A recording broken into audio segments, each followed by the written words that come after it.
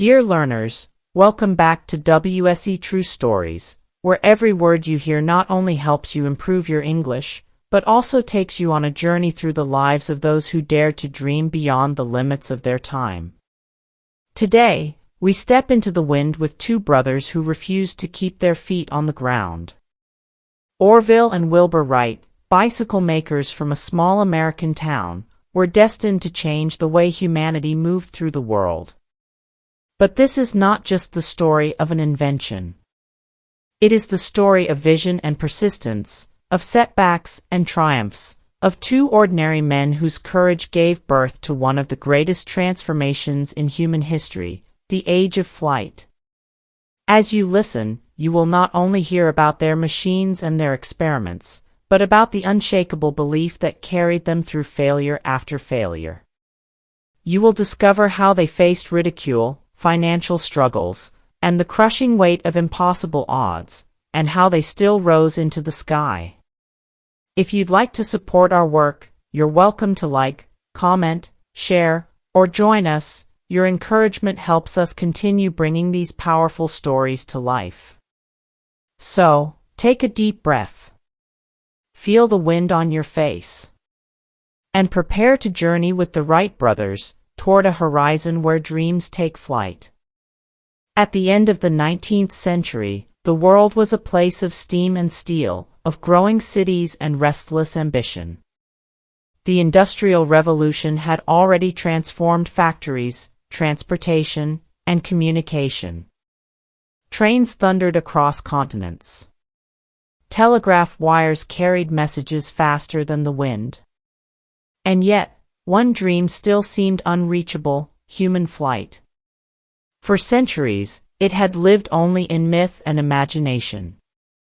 Icarus in Greek legend, who flew too close to the sun. Leonardo da Vinci, sketching machines that never left the ground.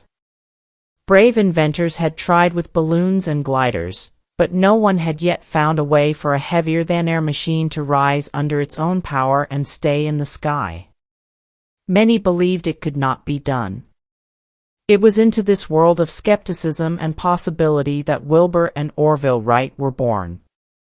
Wilbur came first in 1867, in a small town in Indiana. Orville followed 4 years later, born in Dayton, Ohio. Their father, Milton Wright, was a bishop in the Church of the United Brethren in Christ, a man of strong beliefs and a fierce sense of independence. Their mother, Susan Catherine Kerner Wright, was a remarkable woman who could build and repair household appliances, an uncommon skill for a woman of her time. She gave her children not just love, but the confidence to solve problems with their own hands. The Wright household was not wealthy, but it was rich in ideas. Books, tools, and lively conversation filled their home. The children were encouraged to explore and create. One day, when Wilbur was 11 and Orville was 7, their father returned from a trip with a small gift, a toy helicopter made of cork, bamboo, and paper, powered by a simple rubber band. It was designed after a model by French aviation pioneer Alphonse Pinard. When the boys wound the band and released it, the little device spun upward, surprising them with its grace. It stayed in the air only a few seconds before falling, but something in that moment struck deep in their young minds. Years later, both brothers would say that this was where it all began. The late 1800s were not an easy time for dreamers. America was still healing from the wounds of the Civil War, and industry valued practical inventions that could bring immediate profit.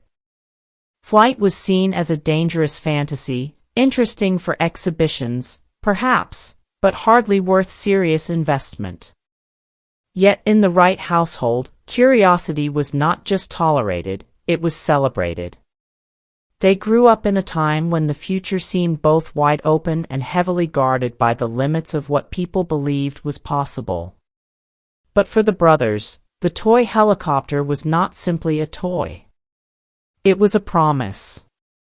Few could have imagined that these boys from a modest family, working later in a small bicycle shop, would one day take that promise and turn it into a reality that would lift humanity into the skies.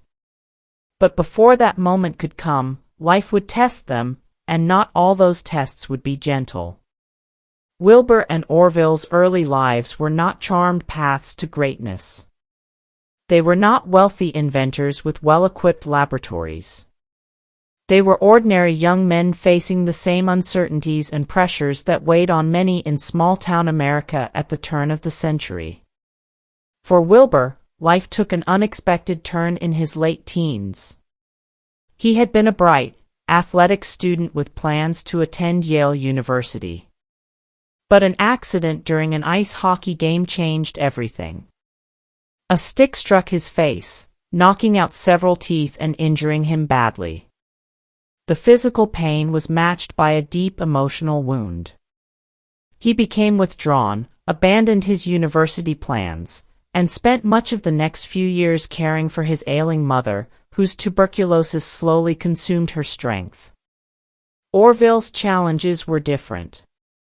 Always restless and inventive, he dropped out of high school to start his own printing business. At first, his youthful ambition seemed enough to carry him forward, but he faced the hard truth of running a small operation with little capital and uncertain income. Financial instability was a constant shadow. The brothers' troubles were not just personal. In the broader world, the dream of human flight was littered with disappointment. Inventors across Europe and America were experimenting with gliders and prototypes, but most ended in crashes, injuries, or death. Newspapers often mocked these attempts, portraying would-be aviators as reckless fools chasing impossible dreams. Against this backdrop, the Wright brothers found solace and focus in a shared interest: building and fixing things. They began a bicycle repair and sales shop in Dayton. It was modest work, but it demanded precision, mechanical skill, and creativity, the very qualities they would later apply to their flying machines. Still, at the time, it was just a way to make a living. But even as they tightened spokes and greased chains, the memory of that little helicopter toy lingered. Wilbur began reading everything he could find about flight, from ancient myths to the latest aeronautical experiments. Orville joined in, and their conversations often turned to the same question: if birds could fly so gracefully, why couldn't humans? Was it truly impossible, or simply a problem that no one had solved yet? The more they read, the more they saw a pattern. Many previous inventors had focused on building powerful engines, but their machines lacked the control needed to stay stable in the air. The brothers realized that the secret to flight might not lie in brute force, but in balance, in the subtle adjustments that birds made with their wings. This realization was the spark that began to turn idle curiosity into serious ambition. Yet ambition is not enough on its own. The brothers were still young men with limited means, no formal engineering training, and no powerful patrons. They faced the quiet, invisible challenge that stops many dreamers: the weight of other people's disbelief. How do you begin chasing a dream that almost everyone calls foolish? How do you keep faith in your vision when no one else can see it? These questions hung over them like an unanswered riddle. For Wilbur and Orville, the answer would come not in sudden inspiration, but in years of disciplined, persistent effort, and in a willingness to fail, over and over again, until the ground finally let them go. What neither brother knew was that their first serious steps toward the sky would take them far from Dayton, and into an unforgiving landscape where wind and sand would become both teacher and adversary. In 1899, Wilbur Wright took a bold step. He wrote a letter to the Smithsonian Institution in Washington, D.C., requesting all available information on human flight. It was not the kind of request that came from casual curiosity. It was the first sign that the brothers were ready to commit themselves fully to solving the problem. The Smithsonian responded, sending reports, studies, and the work of earlier aviation pioneers like Otto Lilienthal, Octave Chanute, and Samuel Langley. Lilienthal's glider experiments fascinated the Wrights. His belief that control was the key to safe flight resonated deeply with them. But Lilienthal had died in a glider crash in 1896, and his tragedy served as both a warning and a challenge. If they wanted to succeed where others had failed, they would have to combine courage with methodical testing. In their small Dayton workshop, surrounded by bicycle frames and spare parts, the brothers began building kites to test wing shapes and control systems. They debated, sketched, and argued over every detail: the curve of a wing, the placement of a rudder, the mechanics of steering. They were not content to copy earlier designs. Instead, they applied a philosophy they had learned from repairing bicycles: precision, patience, and constant adjustment. By 1900, their research had reached the point where they needed real-world testing. They chose a remote location far from curious eyes, a strip of wild, windswept sand on the Outer Banks of North Carolina called Kitty Hawk. The area was almost uninhabited, with strong, steady winds and soft sand for safer landings. It was perfect and punishing. When Wilbur first arrived that autumn, he was greeted not by opportunity, but by harsh conditions. The wind cut like a blade, the sand stung the skin, and supplies were scarce. Building a glider in such isolation tested not just their engineering skills, but their endurance. Still, when Orville joined him, their spirits lifted. Together, they assembled their first full-size glider, a biplane with a 17-foot wingspan. The first tests were humbling. The glider produced less lift than their calculations had predicted. Control was difficult, and crashes were frequent. They returned to Dayton that winter, discouraged but not defeated. The following year, they came back with a larger glider and a new idea: wing warping, a system that twisted the wings to control balance, mimicking how birds adjusted their feathers in flight. This time, their control improved, but they still faced a serious problem: their lift measurements didn't match the numbers used by other researchers. The Wrights began to suspect that the accepted data on air pressure and lift might be wrong. Here, their bicycle shop experience again proved invaluable. In 1901, they built their own wind tunnel, a wooden box fitted with a fan, to test over 200 different wing shapes. Their experiments revealed that much of the existing aerodynamic data was indeed inaccurate. By collecting their own precise measurements, they armed themselves with knowledge no other aviation pioneer possessed. Yet every success in the workshop had to be proven in the open air. Back at Kitty Hawk in 1902, they tested their third glider, refining their control system with both a movable rudder and wing warping. At last, they were able to perform controlled, sustained glides. It was a major breakthrough, but they knew that adding a motor would be the true test. Their journey so far had been one of patience, discipline, and learning through failure. But the next step would demand something far greater: a leap into the unknown, with an unproven powered machine and their own safety on the line. How do you find the courage to climb into a fragile craft of wood and cloth, knowing that one wrong move could be your last? For the Wright brothers, that moment was coming, and it would demand everything they had learned, and everything they dared to risk. By 1903, the Wright brothers stood on the edge of a moment that could either change history or end their dream entirely. They had mastered gliding. They had built the first reliable control system for a flying machine. But now came the most dangerous and uncertain step: adding power. No existing engine was suitable for their aircraft. The engines of the time were far too heavy, built for automobiles or boats. So, in their quiet bicycle shop in Dayton, they decided to design and build one themselves. With the help of their mechanic, Charlie Taylor, they crafted a lightweight, 12-horsepower engine from scratch. It was a gamble. They were not trained engineers, and there was no guarantee it would work. The brothers returned to Kitty Hawk in September 1903 with their new powered machine, the Wright Flyer. It was 40 feet wide, with a wooden frame covered in muslin cloth, a forward elevator for pitch control, and a rear rudder. The engine drove two large wooden propellers through a chain sprocket system adapted from bicycle design. The weather that autumn was uncooperative. Weeks passed in high winds, freezing temperatures, and constant repairs. On December 14th, after careful preparation, they attempted their first powered flight. Wilbur won the coin toss to pilot the machine.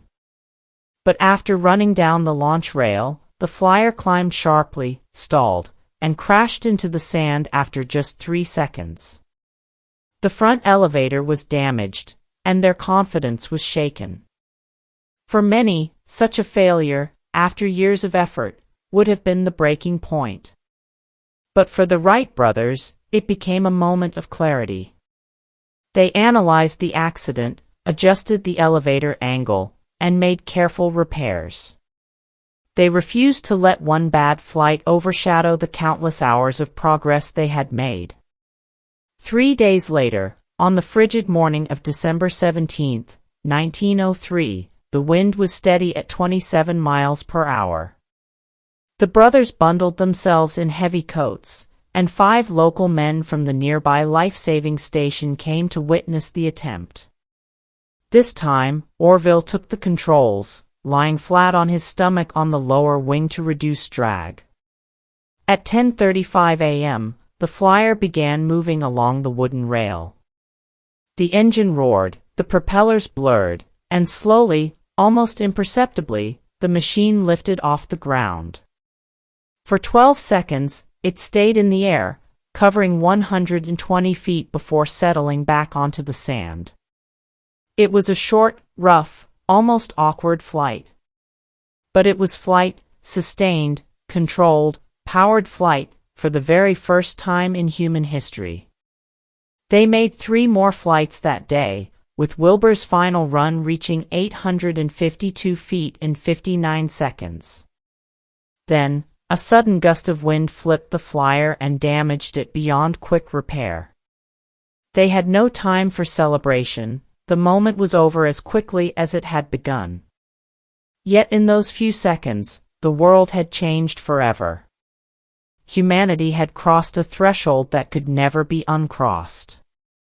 The brothers knew the significance of what they had done, but they also knew that their achievement was fragile, easily dismissed, and likely to be doubted by a skeptical public.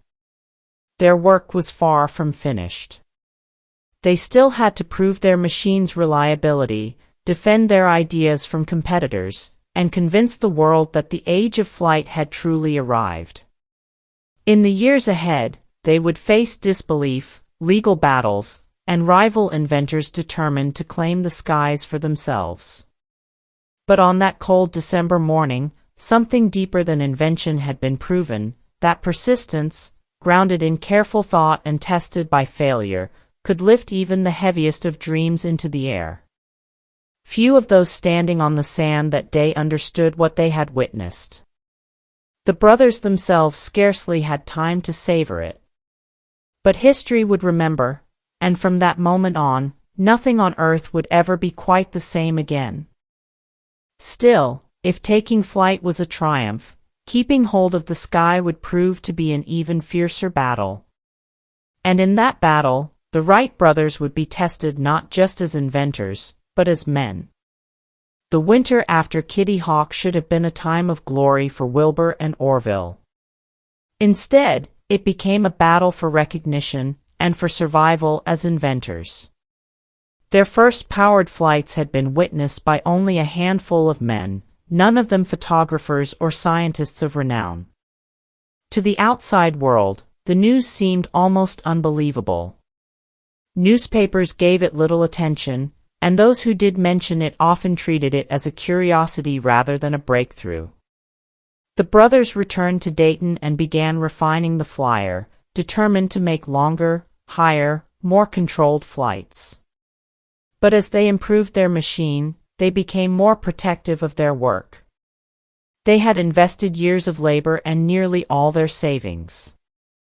Without patents, their ideas could be stolen by rivals, and the race for the skies was intensifying. Samuel Langley, funded by the U.S. government, was still attempting powered flight. Across the Atlantic, French and German experimenters were making bold claims.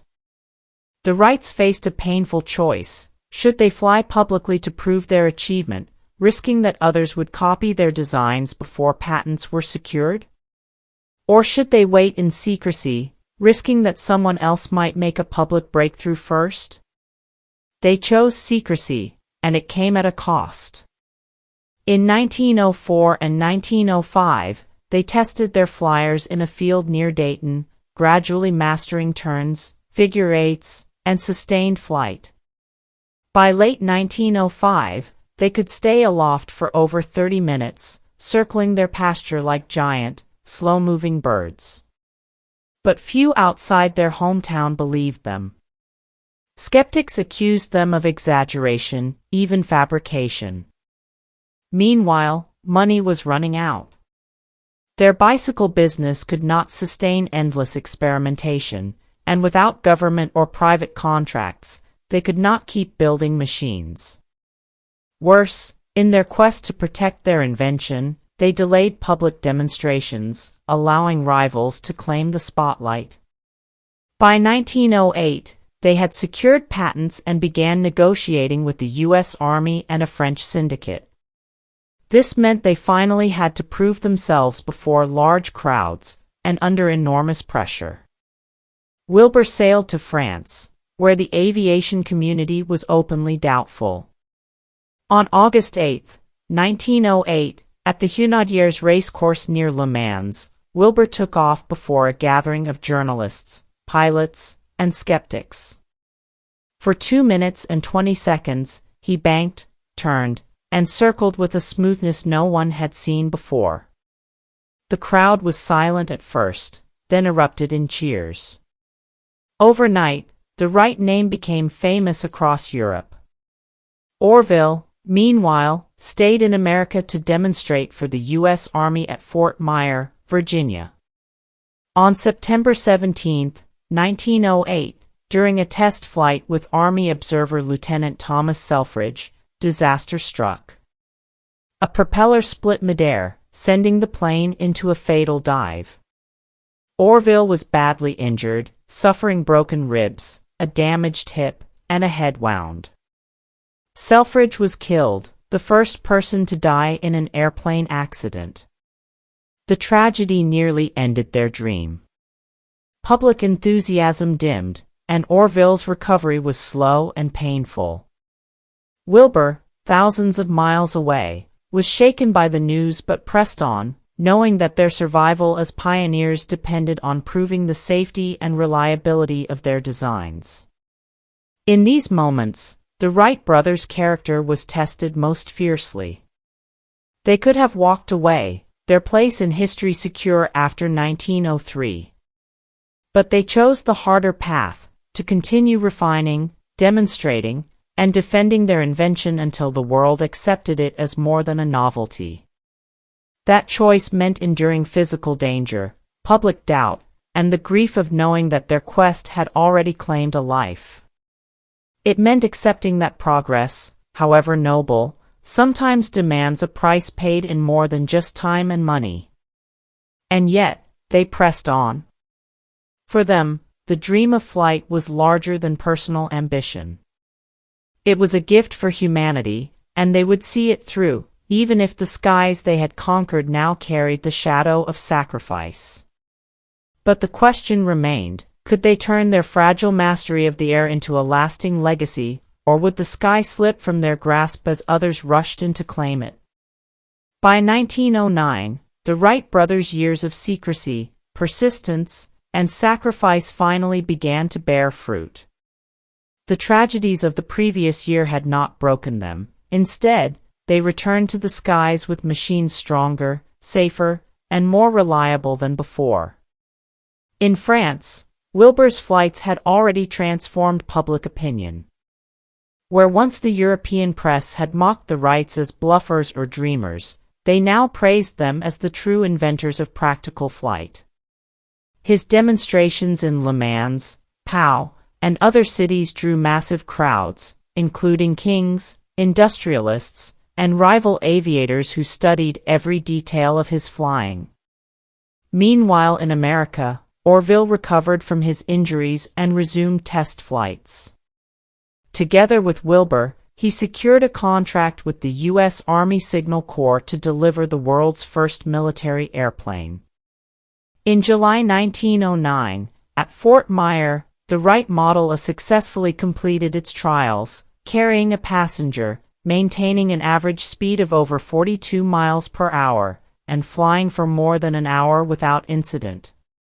The U.S. Army purchased it for $30,000, marking the first sale of a practical-powered aircraft in history. That same year, the brothers were celebrated at home and abroad. They received gold medals from the Aero Club of America and the French government, and were honored with grand banquets. In Washington, D.C., they flew before a crowd that included President William Howard Taft and members of Congress. The boys from Dayton had become national heroes.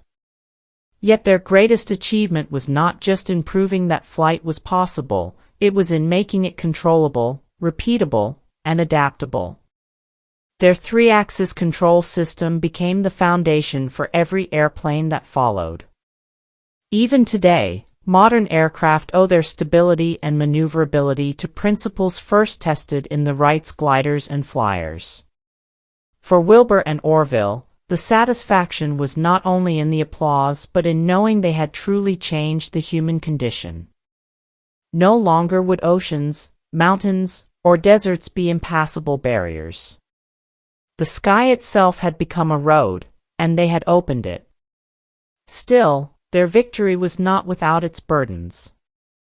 Success brought new challenges, patent disputes with rival inventors, pressure to train military and civilian pilots, and the constant need to improve their machines as aviation advanced rapidly around them.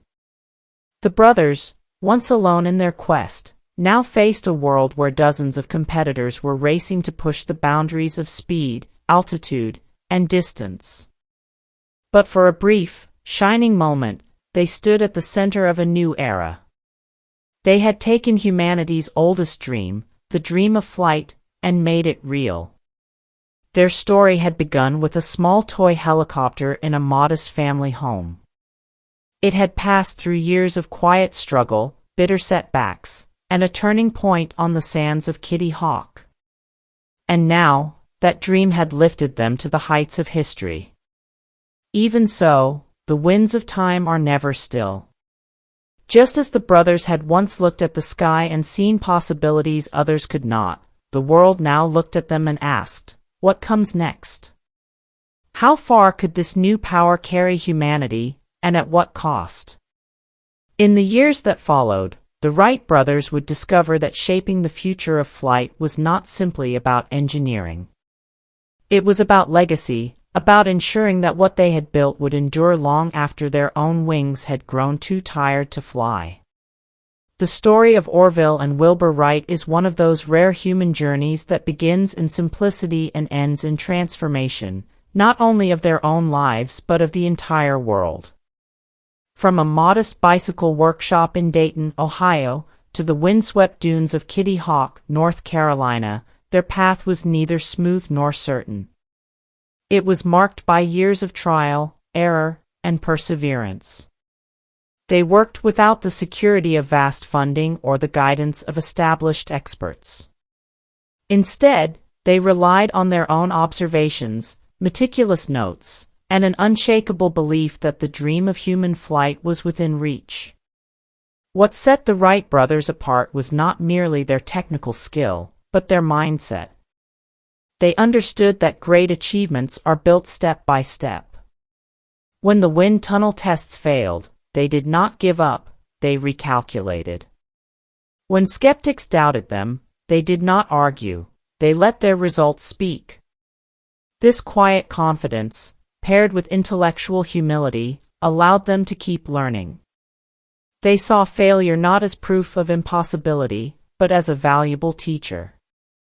Their success in 1903 was the moment the world remembers, a fragile machine lifting off the ground for 12 seconds, but the real triumph was everything that led to it: the long nights studying bird flight, the patient construction of gliders, the endless tinkering with propeller designs, the months spent in isolation on sandy shores while others chased headlines. The legacy of the Wright brothers reaches far beyond aviation. They embodied values that are timeless: persistence in the face of doubt, the courage to think differently, the discipline to test ideas rigorously, and the willingness to collaborate as equals. Their partnership, two brothers complementing each other's strengths, is itself a lesson in how shared vision and trust can multiply human potential. Today, every airplane that crosses oceans, every spacecraft that leaves Earth's atmosphere, and every drone that hovers in the sky is a distant echo of their original breakthrough. But more importantly, their story continues to inspire dreamers in all fields, from science to art, from engineering to social change. The Wright brothers proved that the limits of what we can achieve are often set not by nature, but by our own imagination. They taught us that innovation is not an act of sudden genius, but a process, a deliberate, patient, and often difficult process. And they reminded us that the boldest dreams are worth the risk, because they have the power not only to change the course of human history, but to lift the human spirit. Their wings may have been made of wood and fabric, but the force that carried them skyward, vision, persistence, and belief, is a legacy that will never come down to earth. The Wright brothers' story is more than the history of an invention, it is a mirror held up to the human spirit. It reminds us that even the greatest leaps begin with the smallest steps, often taken in quiet determination, far from applause.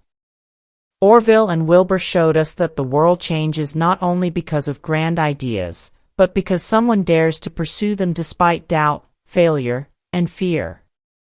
Their journey whispers to us, if two brothers from a small town could rise above the limits of their time, then so can we. The wings they built were not only for flight, they were symbols of what happens when imagination meets perseverance. Their message is timeless: keep learning, keep trying, and keep believing that your dreams have a place in this world. If this story has touched you, I invite you to share it with others. Pass on the Wright brothers' lesson of patience, curiosity, and courage. Let their example inspire more dreamers, inventors, and explorers. And if you want to keep uncovering stories that challenge and inspire, join our community here. Like this video, leave a comment about what dream you are chasing, and subscribe so we can keep learning and growing together. Because in the end, it is not just about knowing history, it's about carrying forward its light. The Wright brothers gave us hope, movement, and freedom. Let's keep their spirit alive in our own lives. Until next time, keep learning, keep dreaming, and keep reaching for your own sky. Goodbye for now.